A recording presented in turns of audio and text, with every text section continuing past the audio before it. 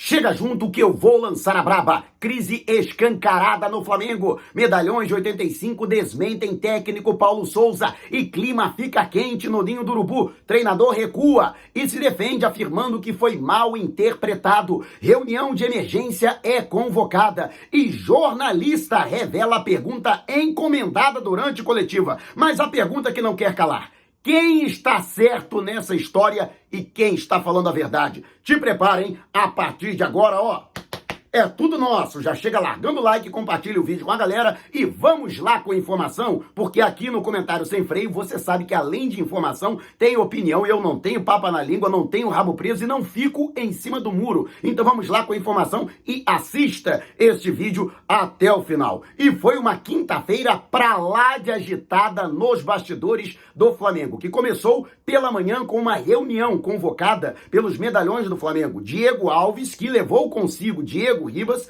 dois jogadores da chamada geração de 85, que só não teve a presença do Felipe Luiz, porque o jogador está afastado, tratando uma lesão na panturrilha esquerda. Estiveram juntos com o diretor executivo de futebol, Bruno Spindel, o diretor do departamento médico do Flamengo e o técnico Paulo Souza. E durante a reunião, Diego Alves foi taxativo. Em nenhum momento ele teria pedido para jogar.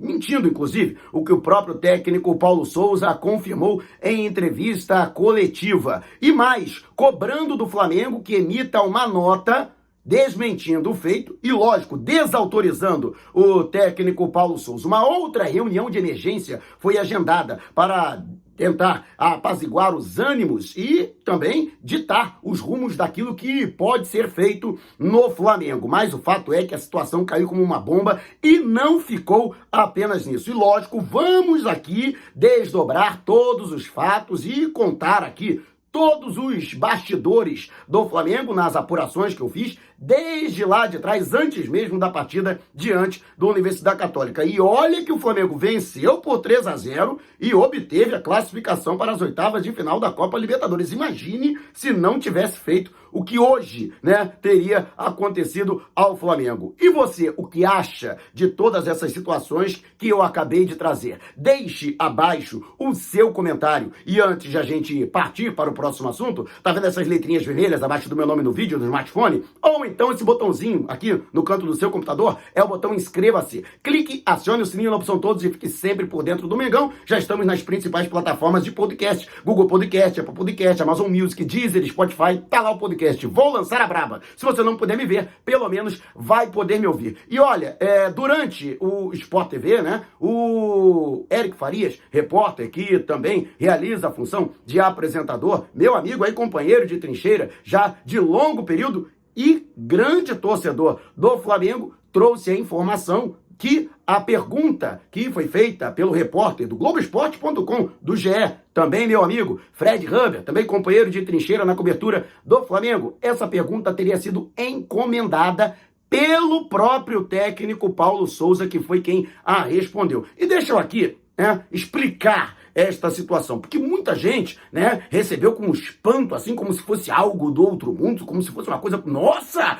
pergunta encomendada. Gente, pergunta encomendada no jargão do jornalismo, todas as profissões têm o seu jargão, o juridiquês, o mediquês, o engenheirês, então, o comuniquês também tem os seus jargões, e pergunta encomendada no meio do jornalismo, no meio da comunicação, nada mais é do que uma pergunta sugerida. Ela pode ser sugerida por um colega de trabalho, ela pode ser sugerida pelo chefe de redação, pelo pauteiro, pelo titular, desde que folguista esteja realizando, por exemplo, a coletiva de imprensa. Eu mesmo, durante a folga, no período em que eu atuei na mídia tradicional, eu sugeri várias perguntas. Vai ter coletiva de imprensa, o cara até pedindo informações, o que eu pergunto, como é que eu faço? Eu sugeria perguntas, inclusive no jogo, em clássicos, por exemplo, eu estava com um colega, a gente revezando na ponta, ali na beira do gramado, e eu falava ao final do jogo, você vai perguntar isso pro fulano de tal. E o cara perguntou, e o cara desabafou, até porque eu tinha essa informação que o determinado jogador estava insatisfeito, e o cara ganhou crédito em tudo quanto é lugar, e eu não tenho problema nenhum com relação a isso. Inclusive, eu mesmo já fiz perguntas encomendadas durante a coletiva dos meus amigos Alan Madi e o Max, do domínio rubro-negro, por exemplo, eles que sugeriram perguntas quando não tiveram tiveram acesso à coletiva de imprensa e eu não vejo problema nenhum. Lógico, desde que não seja algo imposto. Não seja, você vai fazer essa pergunta. Aí fere a ética jornalística, até mesmo o princípio, né, da liberdade de imprensa, da liberdade de expressão, uma cláusula pétrea da comunicação, da Constituição Federal. Mas, por exemplo, o Alan uma vez me pediu para perguntar a situação do Ramon, quando ainda estava no Flamengo, agora no início do ano, por que ele não vinha sendo aproveitado, porque ele sequer ficava no banco de reservas, e eu fiz essa pergunta para o técnico Paulo Souza, e vocês vão de lembrar em uma das coletivas de imprensa, até porque eu julguei que era uma pergunta pertinente, e até uma pergunta mais pertinente do que a que eu queria fazer. Por exemplo, às vezes acontece da assessoria de imprensa chegar para um determinado jornalista, você vai perguntar e acabou, né? Vai ser encerrada a coletiva. E aí um outro colega, por exemplo, que não vai conseguir fazer a pergunta, às vezes já chegou para mim e falou, olha, você tem como perguntar isso, isso e isso? E eu julguei que essa pergunta era mais interessante que a pergunta que eu teria que fazer e fiz sem problema nenhum. Só para desmistificar para vocês essa questão de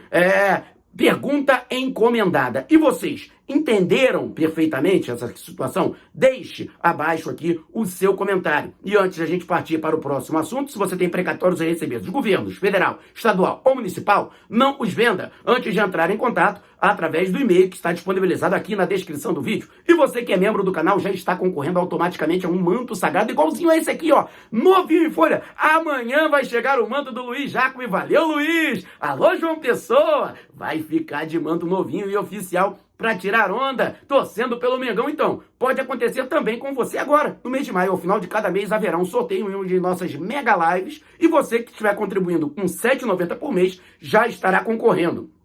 E agora, falando a respeito dessa situação, a pergunta foi com relação ao pedido que teria sido feito pelo goleiro Diego Alves para atuar na partida diante da Universidade Católica e que ele sequer foi relacionado para a partida.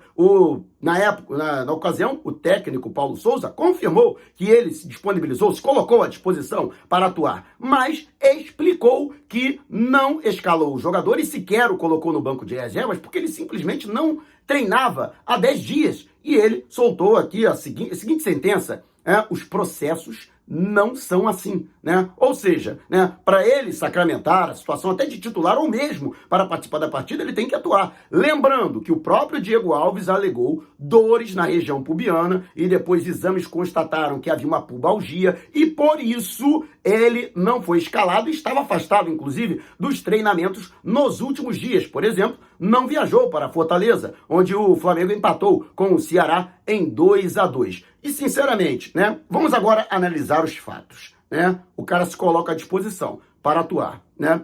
Um dia depois de uma falha grosseira, mais uma, do goleiro titular, com quem ele está disputando posição, né? E uma falha que custou diretamente a vitória do Flamengo no último minuto regulamentar da partida fora de casa. E este titular que passou por uma situação de pressão gigantesca, teve que, inclusive, cancelar o seu perfil oficial em uma plataforma de rede social por conta da invasão de torcedores que o hostilizaram e chegou a emitir uma nota, explicando a sua situação e até pedindo desculpas à nação rubro-negra. Então, durante esse período em que o titular, o concorrente dele, a vaga, está fragilizado, ele se coloca à disposição e essa informação vaza, porque é uma informação interna, tá? Até porque nós, jornalistas, não temos acesso a estes bastidores. E essa informação que eu trouxe, ela também foi trazida por outros profissionais que também confirmaram esta mesma situação. E isso aconteceu. Embora o Diego Alves negue que isso tenha acontecido, aliás, todo mundo negou, tá? Todo mundo negou que ele tenha pedido para jogar, né? E que ele tivesse condição de jogo. Mas fato é que eu recebi essa informação. Que ele chegou, olha, professor, eu não estou 100%, mas se precisar, estamos aí, né? E eu acho que, primeiro, não foi uma situação que ele pressionou o técnico para jogar. Mas a partir do momento que essa informação vaza, e se vazou, foi alguém de dentro do Flamengo, de dentro do futebol do Flamengo, que vazou essa informação, e lógico que vazou no sentido de que a torcida, que já estava furibunda da vida com o titular, com o Hugo Souza, óbvio que faria pressão, que pressionaria nas redes sociais, que se manifestaria em prol da volta do Diego Alves. Claro que isso aconteceria. E para mim, houve um ruído, mas vou falar isso daqui a pouco. E como isso poderia ter sido evitado? Estou dando aqui a minha visão, não estou aqui cornetando ninguém, mas dando a minha visão enquanto profissional de comunicação. Mas antes, existe um novo recurso no YouTube. Valeu demais! Você que já costuma contribuir durante as lives com Superchat e Super Sticker, é o mesmo princípio, só que para vídeos gravados, para vídeos publicados. Então, este vídeo valeu demais para você? Então deixe aqui a sua contribuição. Mas o Flamengo poderia ter impedido isso, desde que houvesse um parecer oficial do clube através da comunicação, por exemplo. E a comunicação costuma fazer isso. Até antes do jogo, diante do Fortaleza, né, os profissionais de comunicação, né,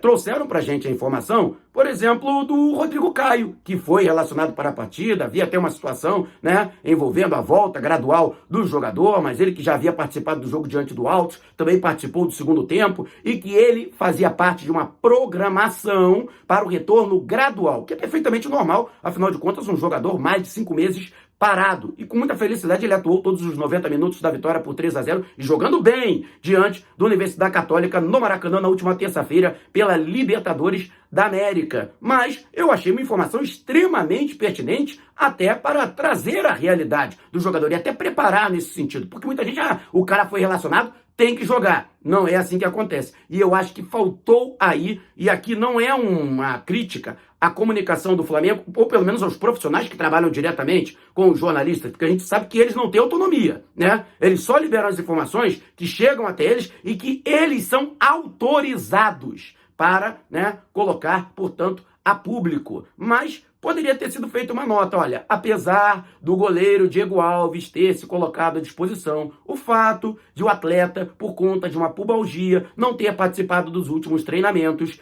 por consenso da equipe técnica, e aí livraria até a cara, né, do técnico Paulo Souza, nesse sentido, né, por opção, por uma convenção da equipe técnica, achou-se melhor que o atleta não fosse relacionado para esse compromisso e ele será reavaliado para o próximo compromisso do Flamengo, a próxima partida, diante do Goiás, sábado, pelo Campeonato Brasileiro. Se fosse feita uma nota como essa, não haveria nenhuma necessidade de ter sido feita essa pergunta. Agora, o fato de a pergunta, né, ter sido sugerida pelo técnico Paulo Souza, seja pessoalmente, ou seja, através de terceiros, que às vezes o cara, né, fala com o fulano de tal, olha, manda isso aí, e tal, é amigo de alguém, né, dentro da emissora e tal, e aí pede para que seja feita essa pergunta, né? Então, o simples fato do Paulo Souza, né, ter forçado a barra para falar a respeito disso, né, isso denota que o Paulo Souza, isso foi dito pelo Eric Faria, ao vivo, durante o Sport TV. E eu não tenho motivo nenhum para duvidar do Eric, né? Se ele disse, é porque a pergunta realmente foi sugerida. Se não, diretamente, já expliquei aqui, ele pode utilizar outras pessoas, né, até para depois, né, fazer corpo mole, tirar o dele da reta. Mas a verdade é que se ele fez isso, ele fez justamente para expor o Diego Alves, né? E o que denota que a situação entre um e outro é completamente insustentável. Não tem mais clima para que os dois permaneçam juntos dentro do Flamengo. E mais, né? Isso mostra também, e aqui eu não estou defendendo e nem estou condenando o técnico Paulo Souza. Tem gente que é fora Paulo Souza, tem gente que defende a hashtag fechado com Paulo Souza, e vocês têm todo o direito de manifestar a opinião de vocês. Fiquem completamente à vontade. Mas eu estou expondo aqui os fatos, né? Eu também tenho muitas reservas e também tenho muitas críticas ao trabalho do Paulo Souza e até mesmo à sua postura, ao seu comportamento, às vezes intransigente, turão, teimoso com relação a determinadas situações, Mas a verdade é que uma das coisas ele realmente está fazendo, que é a reformulação do elenco, dar oportunidade aos jogadores mais jovens, né? E tirar o poder da mão dos medalhões. E isso, lógico, que incomoda, né? Ainda mais para um grupo que estava completamente à vontade, né? Treinado por um técnico que perguntava para os caras, né?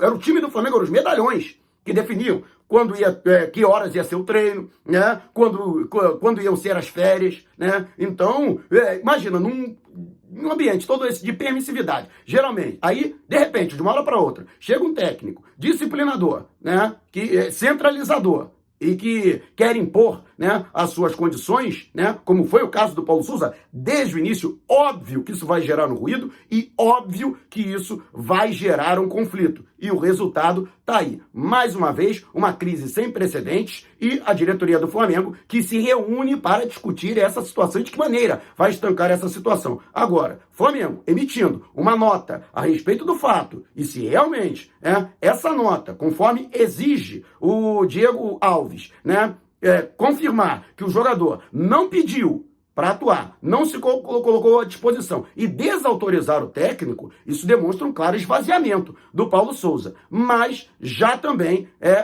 fiz as minhas apurações internas e o treinador, de maneira nenhuma, pretende pedir demissão, nem mesmo se isso acontecer. Então, que fique bem claro, agora, está deflagrado, né? Para quem diz que é uma crise que está sendo criada pela imprensa, que são os influenciadores que estão jogando a torcida contra a diretoria, eu acho que está muito claro nessa situação. E outra, né? Não estou querendo aqui livrar a cara do Paulo Souza e nem da diretoria do Flamengo, mas a gente também tem que levar em consideração que os jogadores têm a sua parcela de responsabilidade no atual momento do clube, né? Lógico que o técnico está fazendo das suas lambanças, está a diretoria omissa, muito, mas os jogadores também precisam ser responsabilizados e mais, há muito tempo que eles estão acomodados, como diria o hino nacional brasileiro, deitados eternamente no berço esplêndido de 2019. Tá na hora deles acordarem, deles despertarem, se erguerem e voltarem a jogar bola. E você, o que acha? Deixe abaixo o seu comentário. Se você quiser saber mais sobre o canal ou propor parcerias, mande um zap para o número que está aqui na descrição do vídeo. Não saia sem antes deixar o seu like. Gostou do vídeo? Então compartilhe com a galera. Mas não vá embora, tá vendo uma dessas janelas que apareceram? Clique em uma delas e continue acompanhando o nosso canal, combinado? Despertando paixões, movendo multidões. Este é o Mengão!